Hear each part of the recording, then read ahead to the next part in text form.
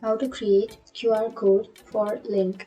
So if you want to create a QR code for your link, then first of all you need to open up a browser and then go for the search bar and search for QR code generator.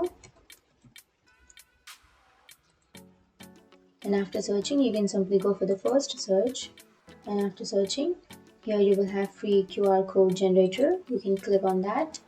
You need to simply enter your URL or your link here. So I'll be choosing a link.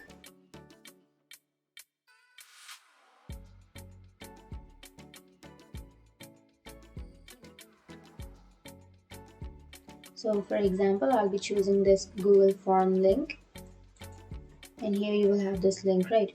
You can simply copy this link and then you can paste it here, and you can click on create QR code, and here you will have that QR code. So you can simply use this. You can simply click on download, and then you can download your QR code, and after downloading, you can use your QR code. So that's it. That's how you generate QR code with your link.